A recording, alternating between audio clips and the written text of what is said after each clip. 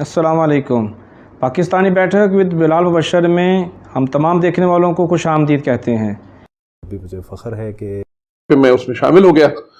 ये यहाँ प्रदेश में किसी नेमत इससे पूछो ये परिंदे भी ज़बान रखते हैं। शौक तो सभी को होता है। अच्छा खासा प्रॉफिट उसमें ले। सबसे ज़्यादा इम्पोर्टेंट जो चीज़ है वो टाइम है। में जो बाहर से शायर अदीब आते हैं, ख्वाहिश हर बंदे की ये है कि करते हैं तो सीट बेल्ट नहीं इस्तेमाल करते।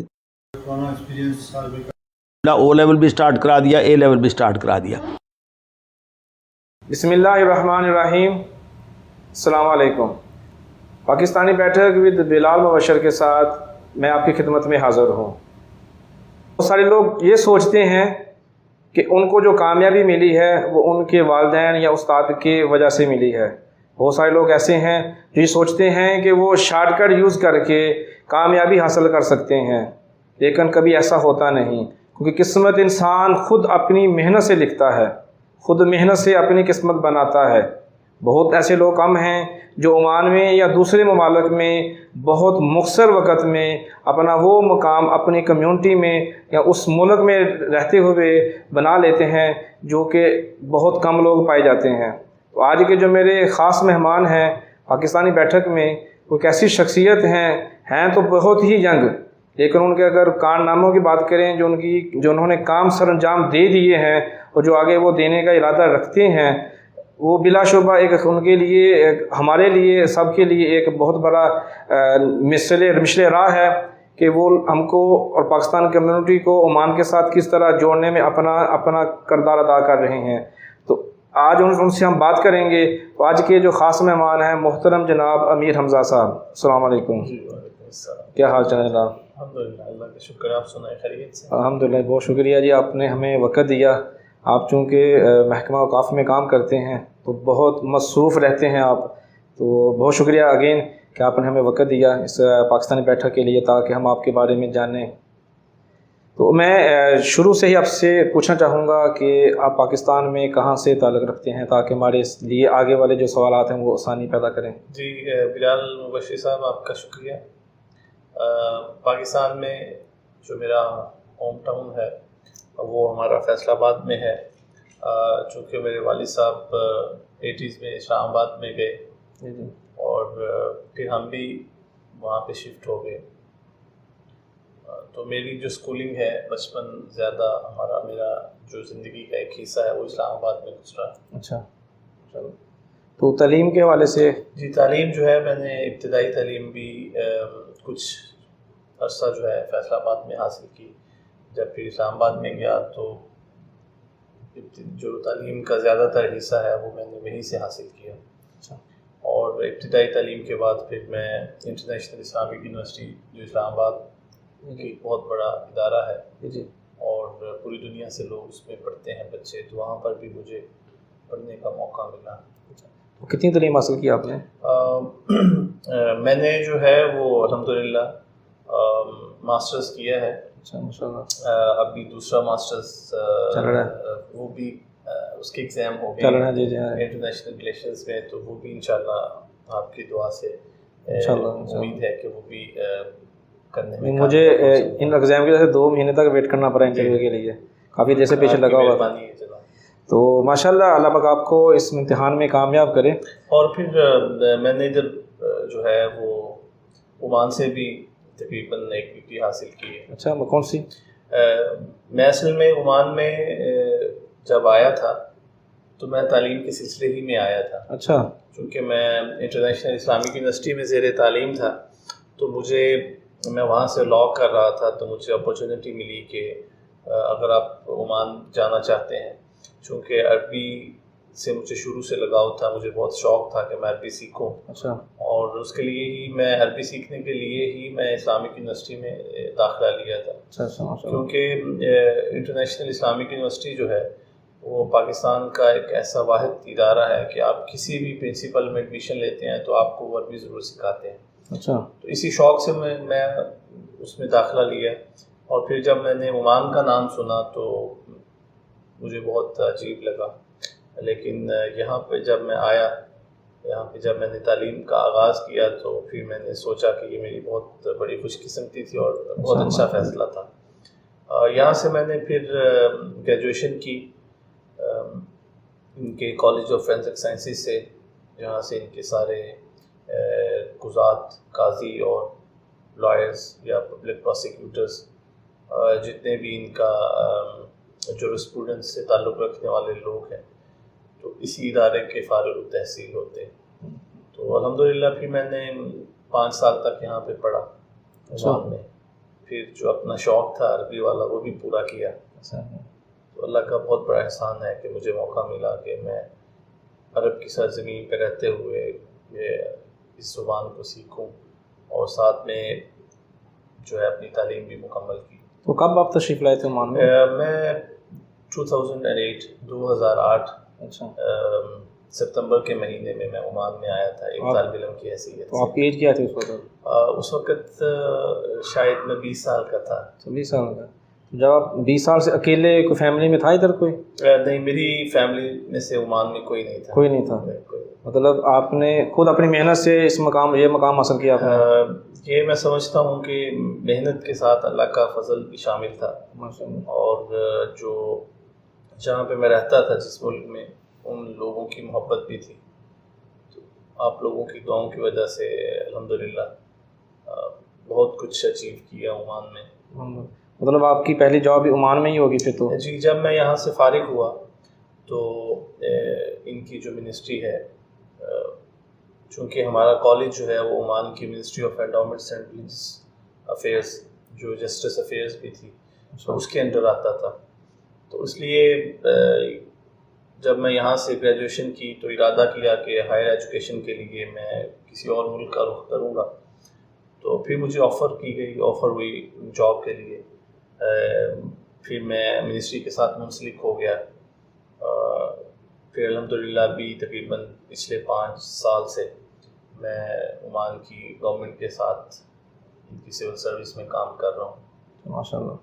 تو آپ کے آنے کے بعد آپ کیا محسوس کرتے ہیں کہ جب یہ آپ، کیونکہ بہت سارے لوگ یہ سوچتے ہیں، شاید ان میں میں بھی ہوں یا دوسرے لوگ بھی ہیں، کہ عمان میں منسٹریز میں جاب حاصل کرنا بہت مشکل کام ہے. جی، کیا یہ سچ ہے؟ جی، اصل میں آپ نے عمانائزیشن کا جو ابھی حالیہ دنوں میں قانون پاس ہوا تھا اس حوالے سے بھی دیکھا ہوگا. لیکن ایسی بات بھی نہیں ہے. ان کے سرکاری محکموں میں بہت سے پاکستانی اپنی خدمات سر انجام دے رہے ہیں. اس کی ایک مثال میں آپ کے سامنے.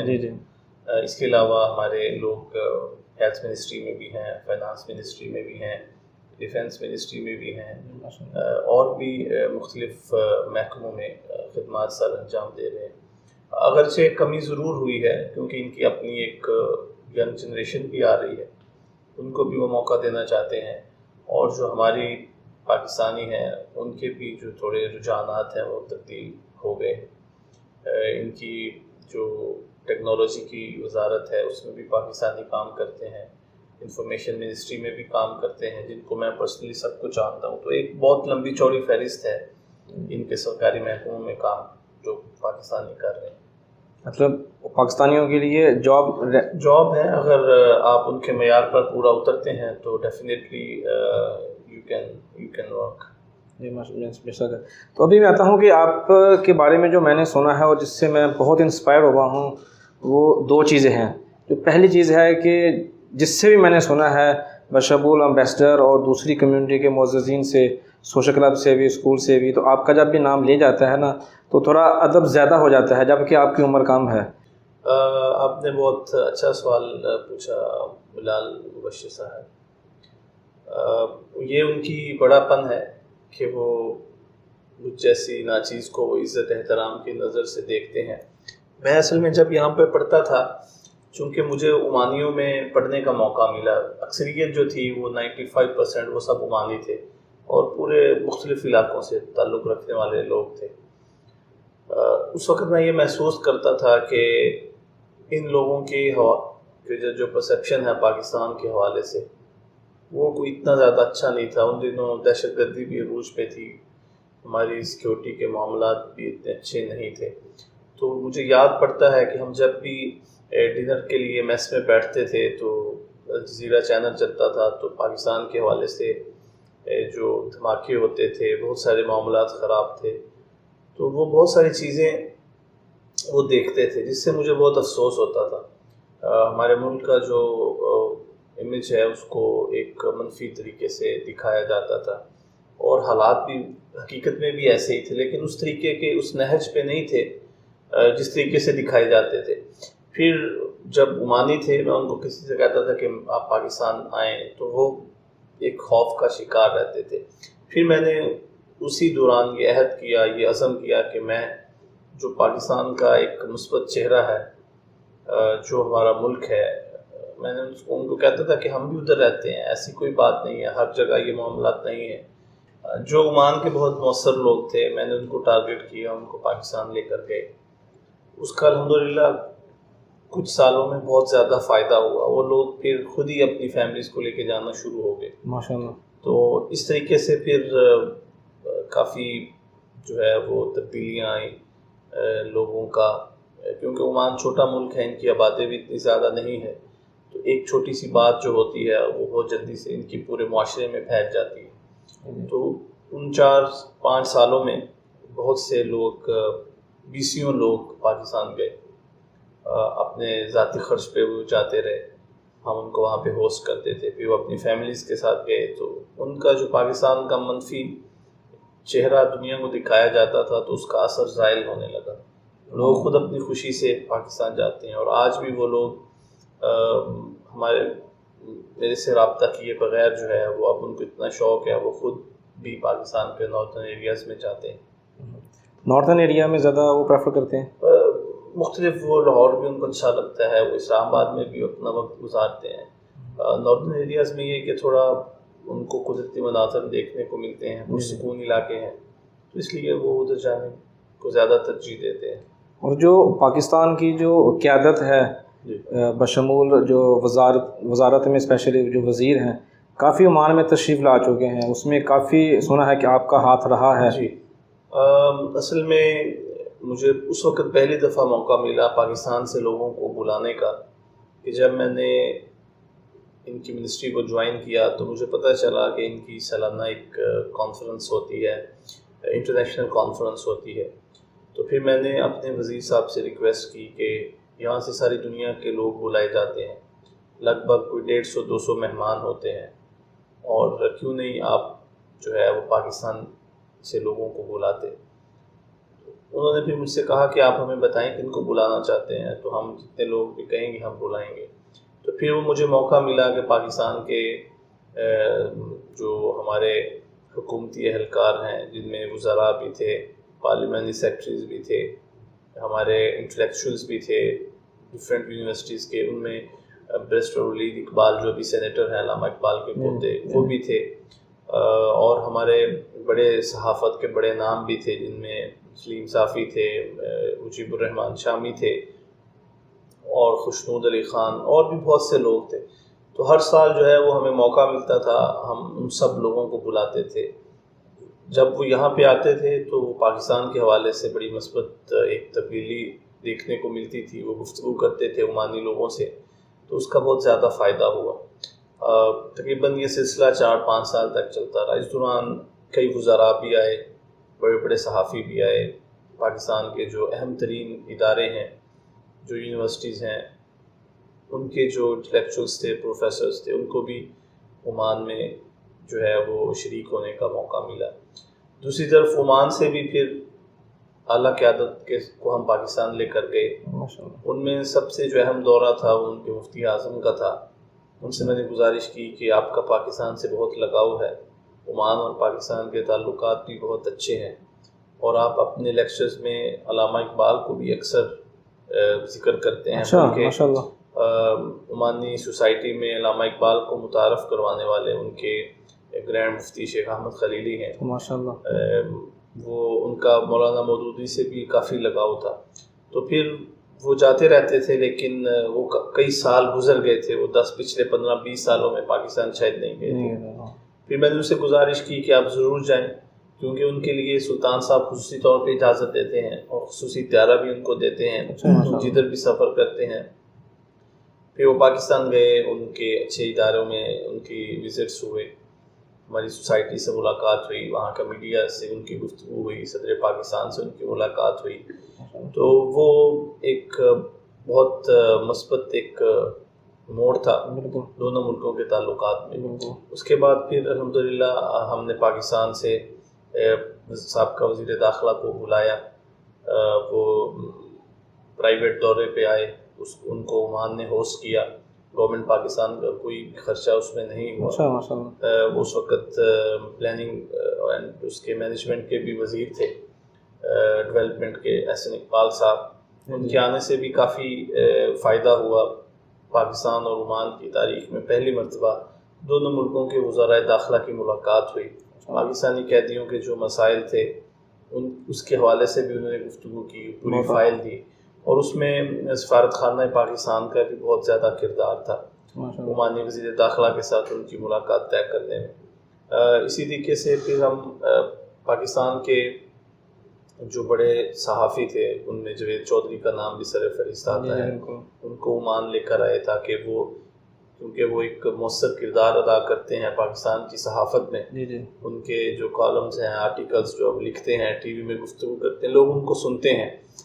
بلانے کا مقصد کوئی اپنے تعلقات یا خود نمائی نہیں تھا، بلکہ ایسے لوگوں کو بلانے کا مقصد یہ تھا کہ عمان جو ہے اس کو ہمیشہ نظر انداز کیا جاتا ہے، پاکستان کی سیاست میں بھی لوگ بھی اتنے زیادہ نہیں جانتے۔ جب وزیر داخلہ یہاں پر آئے تو انہوں نے یہ کہا کہ مجھے احساس ہے کہ میں بہت دیر سے عمان میں آیا ہوں، مجھے بہت پہلے آنا چاہیے تھا۔ جو بھی یہاں پہ آتا ہے، عمان کا دورہ کرتا ہے، اس چیز کا اقرار کرتا ہے مجھے بہت پہلے آنا چاہیے تھا۔ ہمارے 3.25 لاکھ پاکستانی ہیں، ان کی اس کے حوالے سے انہوں نے ذکر کیا۔ تو یہ جو ایکسچینج وزٹ ہوتے ہیں، عمان سے پاکستان جائے یا وہاں سے ادھر آئے، اس کا مقصد صرف یہ ہوتا ہے کہ جو تعلقات ہیں وہ صرف حکومتی سطح تک محدود نہ رہیں، جو سول سوسائٹی ہے، ان کا میڈیا ہے، جو عام پبلک ہے، پرسیپشن وہاں سے بنتا ہے۔ جب تک وہ لوگ ایک دوسرے سے نہیں ملے جلیں گے، کیونکہ عمان میں صرف ایک پاکستان کو جو ہے، کیونکہ زیادہ تر تعداد جو ہے وہ ہماری یہاں پہ لیبر طبقہ ہے، تو ہمارے ملک کو صرف اس نظر سے دیکھا جاتا ہے۔ لیکن جب لوگ یہاں سے جاتے ہیں، ہمارے ادارے دیکھتے ہیں، جیسے ان کے اسسٹنٹ گرینڈ مفتی ڈاکٹر کہلان، انہوں نے آکسفورڈ سے PhD کی ہے، ابھی وہ عمان کے نائب مفتی اعظم ہیں، وہ پاکستان گئے 1 ہفتے کے دورے پہ۔ ان کا ہم نے لاہور سے دورہ شروع کیا، فیصل آباد سے، اور پھر اسلام آباد پہ اختتام پذیر ہوا۔ پاکستان کے جو مؤثر ترین اور اہم ترین ادارے تھے، جس میں نیوی وار کالج لاہور تھا، زرعی یونیورسٹی فیصل آباد تھی جو ایشیا کی بہت بڑی یونیورسٹی ہے، اسی طریقے سے اسلام آباد میں نیشنل ڈیفنس یونیورسٹی تھی، انٹرنیشنل اسلامک یونیورسٹی تھی، سپریم کورٹ بار تھا، بحریہ یونیورسٹی، نسٹ میں بہت سارے ایسے ادارے تھے جن کو دیکھ کر وہ بہت حیران ہوئے کہ پاکستان میں ایسے شہر بھی ہیں، اسلام آباد جیسے، جو پرسکون ہے، اور اتنے اہم ترین اور جدید ترقی یافتہ پاکستان میں ادارے بھی ہیں۔ تو ان کے جانے سے یہ فائدہ ہوا کہ پاکستان کی جامعات کے ساتھ، یونیورسٹیز کے ساتھ، ان کی یونیورسٹیوں کے تعلقات میں کافی مدد ملی۔ تو یہ الحمدللہ ہم اس طریقے سے اپنا کر رہے ہیں۔ پاکستان فیسٹیول پچھلے دنوں میں آپ نے دیکھا، اس میں بھی کافی لوگ آئے تھے۔ تو جیسا میں نے آپ کو بتایا کہ مقصد صرف یہی ہے کہ اعلیٰ سطح سے لے کر عام نیچے سطح تک دونوں ملکوں کے تعلقات مضبوط ہوں۔ 3.25 لاکھ ہمارے پاکستانی ہیں، ہم یہاں پہ رہتے ہیں، ہمارا یہ فرض بنتا ہے، صرف میرا نہیں، اس میں آپ کا بھی کردار ہے کہ ہر بندہ جو ہے وہ اپنی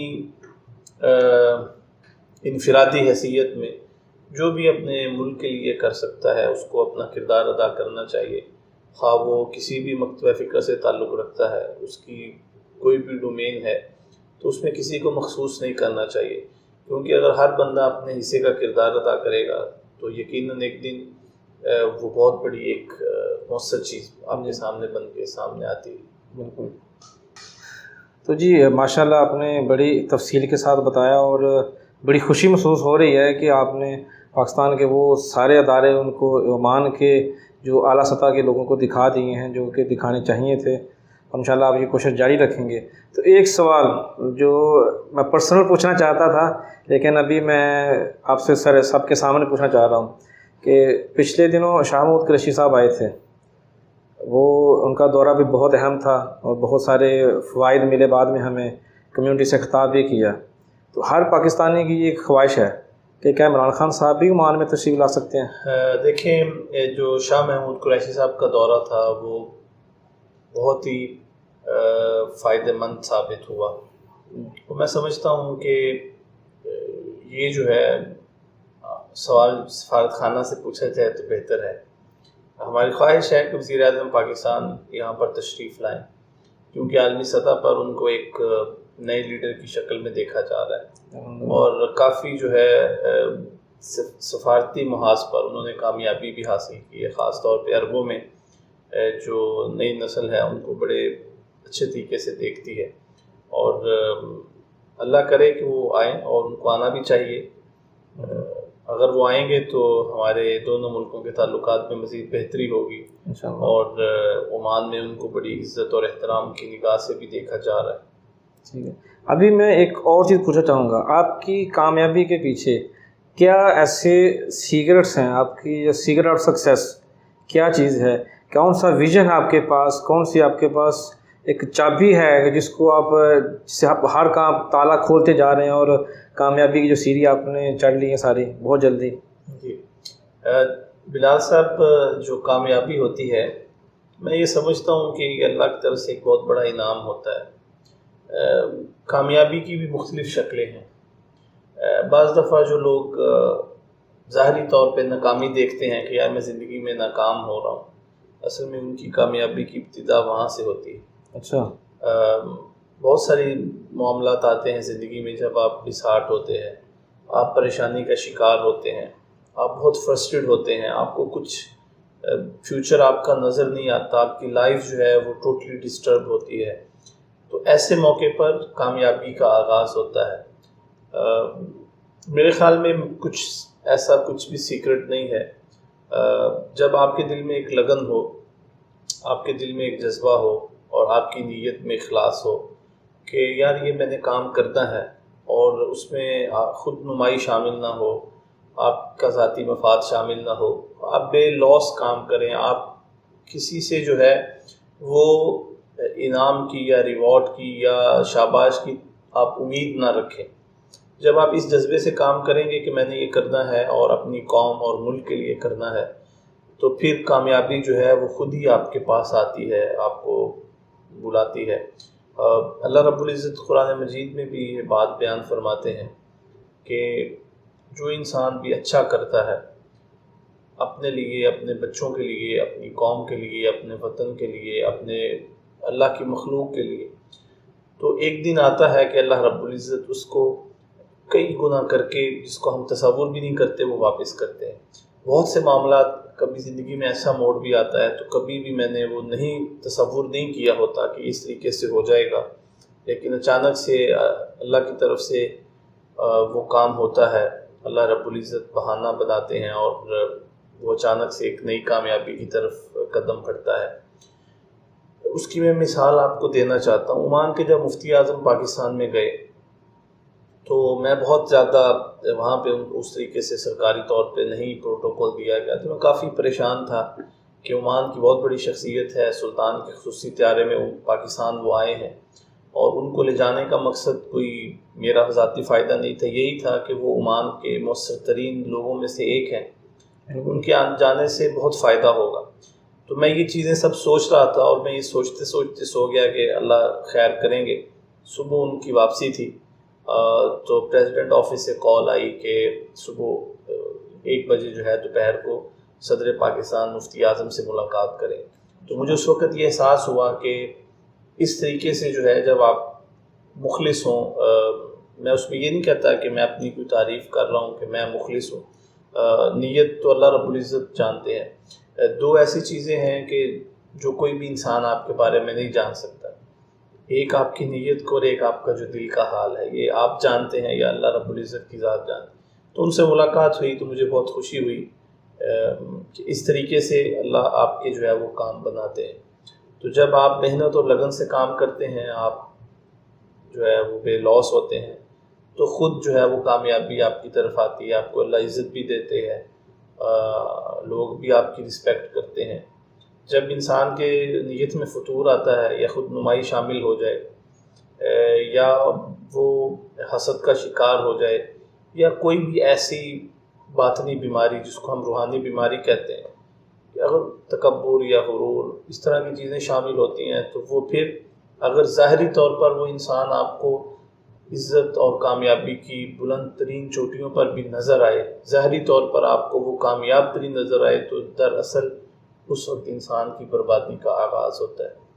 تو یہ وہ چیزیں ہیں کہ اگر ہم ان چیزوں کی اصلاح کریں تو اللہ تعالیٰ اس میں برکت بھی ڈالتے ہیں۔ آپ کے پاس اگر کوئی بھی وسائل نہ ہو، میں آپ کو مثال دے رہا ہوں، آپ نے ابھی اتنی محنت سے یہ ابھی جو انٹرویو کر رہے ہیں، میں آپ کو دیکھ رہا تھا 1 گھنٹے سے آپ یہ ساری چیزیں سیٹ کر رہے ہیں، اور آپ ایک اکیلے آدمی ہیں، لیکن آپ کا مقصد جو ہے وہ میرے خیال سے بہت اچھا ہے کہ کمیونٹی ایک دوسرے سے جوڑا جائے، جو لوگ یہاں پہ کام کرتے ہیں ان کی چیزوں کو سامنے لایا جائے۔ تو یقیناً آپ کو بے شک یہ مشکل کام ہے، لیکن یہ کرنے کے بعد آپ کو ایک سکون محسوس ہوگا، اور جب سکون محسوس ہوتا ہے تو انسان کو پتہ چلتا ہے کہ یہ کام میں نے اپنی ذات کے لیے نہیں کیا، اور پھر وہی چیزیں جو ہیں وہ آپ کو آہستہ آہستہ کامیابی کی طرف لے کے جاتی ہیں۔ بہت شکریہ جی، آپ نے بڑی تفصیل کے ساتھ ہمیں آگاہ کیا۔ تو چونکہ آپ ماشاءاللہ ینگ ہیں، تو میں آپ سے یہ پوچھنا چاہوں گا کہ آپ آئندہ آنے والے وقت میں کیا نئی خواہشات رکھتے ہیں، یا کیا آپ کے نئے مقاصد ہیں جن کے اوپر آپ عمل کرنے کی خواہش رکھتے ہیں؟ جی دیکھیں، انسان کی جو ہے وہ خواہشات بہت زیادہ ہوتی ہیں، اس کے ارادے بھی بہت زیادہ، وہ ارادے بھی بناتا ہے، لیکن ہمیں یہ یاد رکھنا چاہیے کہ ایک ارادہ اللہ تعالیٰ کا بھی ہوتا ہے، لیکن انسان کو اپنے اچھے کی بہتری کے لیے کوشش کرنی چاہیے۔ میرے بہت سی خواہشات ہیں، اور میں سمجھتا ہوں کہ اگر ان میں خلوص ہوگا تو اللہ تعالیٰ انشاءاللہ ان کو پورا کرنے میں ضرور مدد کریں گے۔ سب سے پہلے میری خواہش یہ ہے کہ میں دیار غیر میں رہتے ہوئے سلطنت عمان کی اس بابرکت سرزمین پر اپنے وطن عزیز کے لیے کچھ ہم ایسا کریں کہ کم از کم ہم حق تو ادا نہیں کر سکتے، لیکن ایک چھوٹی سی کاوش تو کر سکتے ہیں کہ جس سے ہمارے ملک کو، ہماری قوم کو فائدہ پہنچے، اور پاکستان اور عمان کے تعلقات کو بھی فائدہ ہو۔ میں چونکہ ابھی حالات اس قدر نازک ہیں پاکستان کے حوالے سے جو عرب میڈیا ہے خصوصی طور پر، اس کے حوالے سے بھی میری بڑی خواہش ہے کہ اپنا کچھ حصہ ڈالو، کیونکہ میں وقتاً فوقتاً عمان کا جو سرکاری اخبار ہے جریدہ عمان، اس میں دوسرے اخبارات میں اپنا کالمز یا آرٹیکلز کی صورت میں اپنا پاکستان کی طرف سے ایک حصہ ڈالتا ہوں۔ اسی طریقے سے جو پاکستانی ادارے ہیں، جس میں ہمارا سوشل کلب ہے، پاکستان اسکول ہے، میں چاہتا ہوں کہ ان کے ہاتھ مضبوط کیے جائیں، ان میں ایسی اصلاحات کی جائیں عمان گورنمنٹ کے ساتھ مل کے، جو ہماری کمیونٹی اور ان کے بچوں کے حوالے سے بہت مفید ثابت ہوں۔ سوشل کلب جو ہے وہ عمان گورنمنٹ کی طرف سے مہیا کیا گیا پاکستانی کمیونٹی کا کوئی بہت بڑا تحفہ ہے۔ اس قانونی دائرے میں رہتے ہوئے ہم اپنے ملک کے لیے بھی، عمان کے لیے بھی اور کمیونٹی کے لیے بھی بے شمار خدمات سر انجام دے سکتے ہیں، جو بدقسمتی سے اس کا جو مقصد ہے سوشل کلب کا، اس کو میں یہ نہیں، کسی کو میں الزام نہیں دیتا، لیکن اس کو اس طریقے سے پورا نہیں کیا گیا جس طریقے سے پورا کرنے کا حق تھا۔ اس میں بہت سی کمیاں باقی ہیں، تو اللہ نے اگر موقع دیا تو انشاءاللہ میری خواہش ہے کہ اپنی کمیونٹی کے لیے اور اپنے ملک کے لیے کچھ ایسا کام کریں جس سے ہماری تجارت کو، ہماری معیشت کو، ہمارے لوگوں کو اور دونوں ملکوں کو قریب لانے کے لیے اس میں اپنا بھرپور کردار ادا کروں. جی ماشاءاللہ، بہت شکریہ. انشاءاللہ جب کہتے ہیں نا نیت صاف ہو تو منزلیں پھر آسان ہوتی ہیں. تو ابھی میں آتا ہوں ایک آپ کی ایک ایسا شاہکار کی جانب جو کہ آپ کی ہی ذاتی کاوش ہے، اس میں بلا شبہ پاکستان ایمبیسی کا بھی بھرپور ساتھ ہے. تو یہ جو آپ کا ماہنامہ ہے، تو میں اس کے بارے میں تھوڑی سی تفصیل جاننا چاہوں گا، کیونکہ آپ پورا اسی کو ہی تحریر کر رہے ہیں. مدیر التحریر بھی آپ ہیں، چیف ایڈیٹر ماشاءاللہ آپ اس کو کرتے ہیں. لوکل اخبارات جیسے آپ نے بتایا اس میں بھی آپ کالم لکھ کے پاکستان کو ریپرزینٹ کر رہے ہیں. تو یہ اس کو لکھنے کا مقصد کیا ہے، اور یہ کب سے آپ لکھ رہے ہیں، اور کتنے ابھی تک کر چکے ہیں، اور کہاں کہاں یہ ڈسٹریبیوٹ ہوتا ہے؟ تھوڑا سا بتانا چاہیں گے اس کے بارے میں. یہ اسلامک سولیڈرٹی میگزین ہے جو اسلام آباد سے عربی اور اردو دو زبانوں میں شائع ہوتا ہے. اس کا مقصد جو ہے وہ مذہبی رواداری اور ثقافتی جو رنگ ہیں ان کو یکجا کرنا ہے. تو اللہ نے موقع دیا، مجھے یہ چیز محسوس ہوئی کہ ہم عمان اور پاکستان کے حوالے سے یہ ہمارے لیے کارآمد ہو سکتا ہے. تو پچھلے 6 سال سے ہم الحمدللہ اسے ہر سال عمان پاکستان کے حوالے سے 2 ایڈیشن خصوصی طور پر شائع کرتے ہیں. اس میں ہمیں جو بڑے بڑے کالم نگار ہیں، عمان کے بڑے صحافی ہیں، پاکستان کے انٹلیکچوئلز ہیں، وہ اس میں اپنا کنٹریبیوٹ کرتے ہیں. تو ہمیں پاکستان اور عمان کی تاریخ کو اپنے پاکستانی بھائیوں اور عمانی بھائیوں تک پہنچانے کا موقع ملتا ہے. چونکہ یہ عربی اور اردو میں ہے، اور اس میں پاکستان کی بھی بہت سی ایسی چیزیں ہوتی ہیں کہ جس کو ہم اپنے عمانی بھائیوں تک پہنچا سکتے ہیں.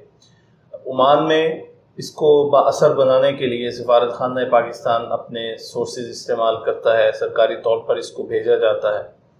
اسی طریقے سے پاکستان میں عمان کی جو سفارت خانہ ہے، ان کی ایمبیسی ہے، وہ بھی اردو کے جو قارئین ہیں، جو پڑھنے والے ہیں، ان کو بھیجتے ہیں.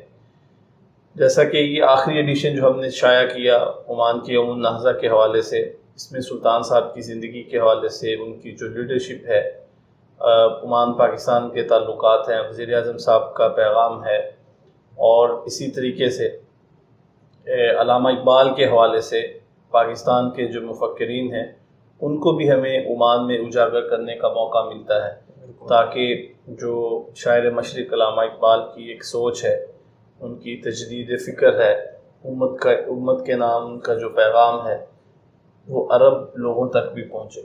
تو یہ اصل میں اس کا مقصد جو ہے وہ صرف دونوں ممالک کے تعلقات کو مضبوط کرنا ہے. چونکہ میڈیا جو ہے وہ بہت معاشرے میں دو ملکوں کے تعلقات کو قریب لانے میں، ان کو بہتر کرنے میں ایک ایفیکٹیو رول پلے کرتا ہے.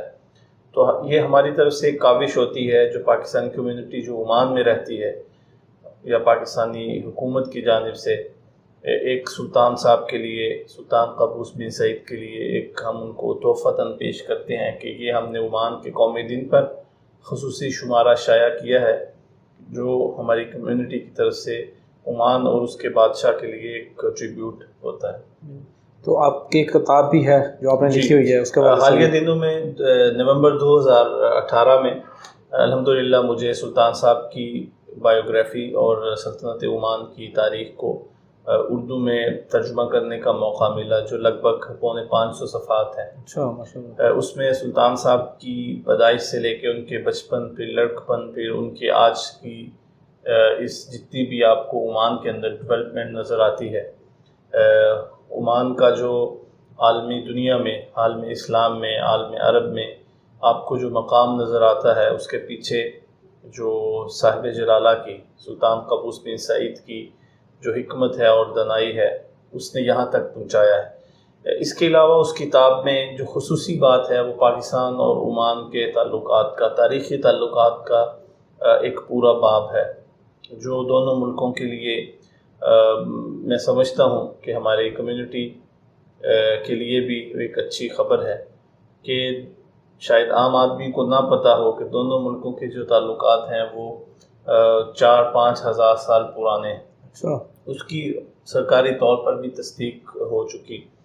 اس کتاب کی جو لانچنگ تھی وہ جب چیئرمین سینٹ تشریف لائے اور جنرل زبیر محمود حیات صاحب عمان کے سرکاری دورے پر آئے تو اس وقت کی گئی. اس کا مقصد بھی پاکستانی کمیونٹی کی طرف سے سلطان صاحب کے لیے ایک تحفہ تھا جو عمان کے قومی دن کے موقع پر اس کی افتتاحی تقریب ایک اسلام آباد میں بھی ہوئی عمان کے قومی دن کے موقع پر. اس میں ہماری جو وفاقی وزیر زبیدہ جلال صاحبہ انہوں نے کی. تو اس کے لیے الحمدللہ مجھے بھی بہت فائدہ ہوا. میں نے عمان کی تاریخ کو پڑھا, اس کی 1000 سالہ جو کئی ہزار سال پر مشتمل جو اس کی پرانی تہذیب ہے, عمان کا جو تاریخی کردار ہے, اور سب سے بڑھ کے جو سلطان قابوس بن سعید کی جو ایک ویژنری لیڈرشپ ہے, ان کی وائس لیڈرشپ ہے, جس نے عمان کو ہر طرف سے اٹھنے والی شر انگیزی اور فتنے اور آگ سے محفوظ رکھا. ان کی طرز سیاست کو, ان کی حکمت عملی کو, ان کی دور اندیشی کو سیکھنے کا, پڑھنے کا بہت مجھے موقع ملا. اور میں یہ سمجھتا ہوں کہ اس وقت عالم عرب کا یا بلکہ پورے عالم اسلام کا ایک انتہائی حکیم اور دور اندیش جو ہے وہ اگر لیڈرشپ ہے تو وہ سلطان قابوس بن سعید المعظم کی صورت میں ہے. اس کا مشاہدہ آپ عمان میں بھی کر سکتے ہیں. جی بالکل, کہ عمان جو ہے وہ ایک اس کے ارد گرد سلگتے ہوئے انگارے ہیں, ارد گرد جو ہے وہ آگ اور خون ہے, یمن ہے, دوسری جنگیں ہیں, لیکن اس کے باوجود ہم عمان میں بہت پرامن ہیں, کوئی بھی خطرہ نہیں. اس کی وجہ جو ہے وہ عمان کی ایک حکیمانہ اور تعصب سے پاک اور غیر جانبدارانہ خارجہ پالیسی. تو سب سے پہلے مجھے اس کا فائدہ ہوا جی کتاب کا, اور دوسرا جو ہے وہ ہمارے دونوں ملکوں کے تعلقات میں مضبوطی آئی اس کتاب کی وجہ سے.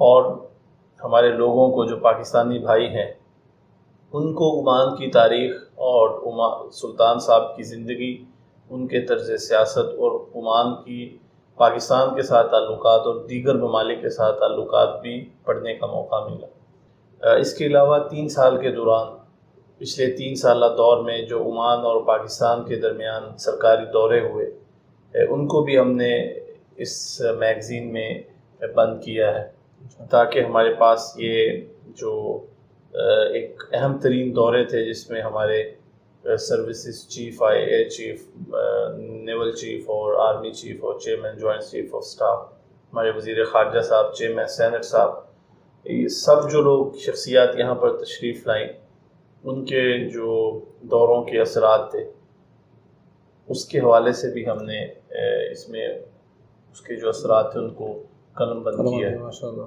یہ اچھا کرنا, یہ مستقبل میں بھی ہمارے کام آئیں گے. جی.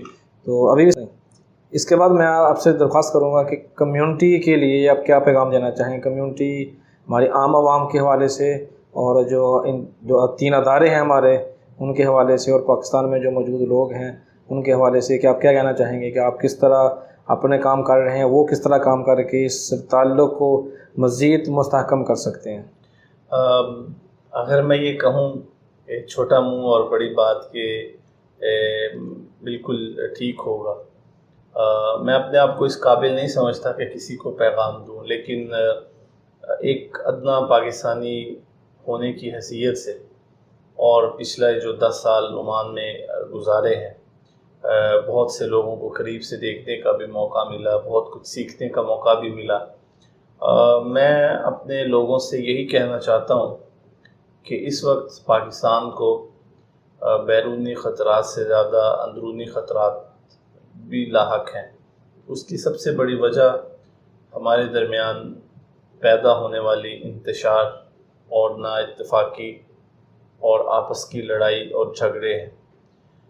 اور انتشار کی سب سے بڑی وجہ میرے خیال سے کہ وہ انا سے شروع ہوتی ہے. ہمارے اندر جب انا آتی ہے تو بہت سی غلط فہمیوں کو وہ جنم دیتی ہے, اور جس کی وجہ سے ہمارا معاشرہ جو ہے اس میں عدم برداشت بڑھتا جا رہا ہے.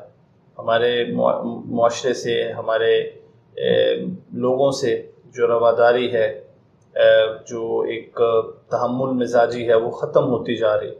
ہم صرف اس بات پہ بھی ناراض ہو جاتے ہیں کہ اگر ایک بڑے صاحب آتے ہیں, ان کو پہلی لائن میں کرسی نہیں ملی, ان کو دوسری تیسری لائن میں چلے گئے, تو اس بات سے بھی اختلافات کا آغاز ہوتا ہے. ہمارا سفارت خانہ پاکستان جو پاکستان کا سمبل ہے عمان میں، اس کے علاوہ پاکستان اسکول ہے جو ہمارے مستقبل کے معماروں کا ایک مرکز ہے۔ اسی طریقے سے کمیونٹی کی خدمت کے لیے بنایا گیا پاکستان سوشل کلب ہے۔ اس وقت تک یہ ہم کامیابی حاصل نہیں کر سکتے، پاکستان کی عزت میں دیار غیر میں رہتے ہوئے اضافہ نہیں کر سکتے جب تک ہم ایک دوسرے کا بازو نہ بن سکیں، جب تک ہم ایک دوسرے کی مدد نہ کریں، ایک دوسرے کا ہاتھ نہ بٹائیں اور اپنی انا کو پیچھے نہ چھوڑ دیں، اپنے ذاتی مفاد کو قومی اور ملکی مفاد پر جو ہے وہ حاوی نہ ہونے دیں۔ تو میرے خیال سے یہ ایسی چیزیں ہیں، اگر ہم ان چیزوں سے اجتناب کریں اور ہم اپنے اندر ایمانداری اور دیانتداری اور تحمل مزاجی اور برداشت کو پیدا کر لیں تو میرے خیال سے ہم ایک بہت مہذب اور ترقی یافتہ قوم بہت جلد بن سکتے ہیں۔ ہمارے جو ہے وہ کمیونٹی کے مسائل بہت زیادہ ہیں، لیکن کوئی بھی چیز مشکل نہیں ہوتی، نہ ہی ناممکن ہوتی ہے اگر اس کو اخلاص کے ساتھ کیا جائے۔ تو ہم یہاں پر رہتے ہیں، عمان کی سرزمین پر رہتے ہیں، اور ہر پاکستانی جو ہے وہ اپنے ملک کی نمائندگی کرتا ہے، خواہ وہ ایک مزدور ہی کیوں نہیں ہے۔ اگر آپ اچھے طریقے سے محنت سے کام کریں گے تو آپ اپنے ملک کی عزت میں اضافہ کریں گے، اور اگر آپ کوئی ایسا کام کرتے ہیں جس میں جیسے مثال کے طور پہ عمان کے جو 2 منسٹریز ہیں وہ ہمارے اداروں کے ساتھ بہت قریب سے منسلک ہیں، ایک منسٹری آف ایجوکیشن ہے جو اسکول کے معاملات کو دیکھتی ہے، اور دوسری سوشل ڈیولپمنٹ کی منسٹری ہے جو کلب کے معاملات کو دیکھتی ہے۔ اگر آپ ان دونوں سے پوچھیں تو وہ ہمارے لوگوں سے انتہائی نالا نظر آتے ہیں۔ اس کی کیا وجہ ہے؟ اس کی یہی وجہ ہے کہ ہمارے اندر ایک دوسرے کی ٹانگیں کھینچنے کا رواج بہت زیادہ ہے، اور ہم یہ سمجھتے ہیں کہ جب تک ایک ادارہ دوسرے ادارے میں مداخلت نہ کرے، اپنا کام چھوڑ کر دوسروں کے کام کے پیچھے نہ پڑے، اس کا نقصان یہ ہوتا ہے کہ آپ دوسرے کا کام بھی خراب کرتے ہیں اور اپنا کام بھی ڈھنگ سے نہیں کر سکتے۔ اس لیے اگر آپ چاہتے ہیں کہ پاکستان کا نام روشن ہو، پاکستان کی عزت میں مزید اضافہ ہو۔ بہت شکریہ جی امیر حمزہ بھائی، آپ سے گپ شپ کر کے بہت کچھ عمان اور پاکستان کے تعلقات کے حوالے سے بھی جانا، اور بہت اچھی اچھی نصیحتیں بھی کی آپ نے ماشاءاللہ۔ اللہ پاک آپ کو مزید اور کامیابیاں عطا فرمائے تاکہ جو آپ کی نیک خواہشات ہیں وہ بھی پایہ تکمیل تک پہنچیں جی۔ تو اسی کے ساتھ ہمیں دیجیے اجازت اس پیغام کے ساتھ کہ اپنی ذاتی انا کو پیچھے رکھتے ہوئے، پاکستان کی بقا کو، اس کے وقار کو آگے رکھتے ہوئے، ہمیں اپنے آپ کو ہمیشہ انفرادی طور پر، اجتماعی طور پر پاکستان کی عزت کو برقرار رکھنے کے لیے کوشش کرتے رہنا چاہیے تاکہ پاکستان مزید ترقی کرے۔ مجھے دیجیے اجازت۔ پاکستان زندہ باد، پاک و امان دوستی پائندہ باد۔